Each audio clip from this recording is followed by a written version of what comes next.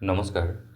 DLP-UP ৪৫০০ পোষ্টৰ first provisional merit list প্ৰকাশ পোৱাৰ পিছত যি গ্ৰিভেঞ্চসমূহ আছে সেইসমূহ ক্লিয়াৰ হৈছে।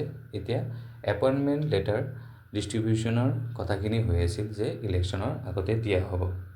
এইটো সম্পৰ্কে আমি এটা ইনফৰমেশ্যন পাবলৈ সক্ষম হৈছোঁ আৰু সেইটো ইনফৰমেশ্যন ইয়াতে আপোনালোকে চাব পাৰিছে যে LP-UP যি ৪৫০০ পোষ্টৰ যে এপইণ্টমেণ্ট লেটাৰসমূহ এইসমূহ 12 মাৰ্চত দিয়াৰ কথা।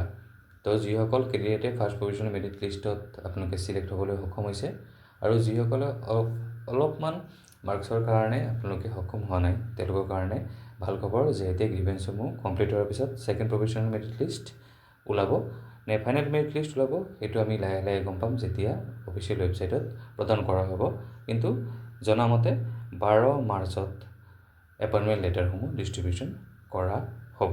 তো আপোনালোকৰ কাৰণে ভাল খবৰ আৰু যিসকলে আপোনালোকৰ ফাৰ্ষ্ট প্ৰভিজনেল মেৰিট লিষ্টত নাম আছে তেওঁলোকে নিশ্চয় আমাক কমেণ্ট কৰিব আৰু যিসকলে আপোনালোকৰ অলপমান মাৰ্কছৰ কাৰণে আপোনালোকে পোৱা নাই তেওঁলোকে কমেণ্ট কৰি জনাব যে আপোনালোকে কিমান মাৰ্কৰ কাৰণে ছিলেক্ট হোৱা নাই।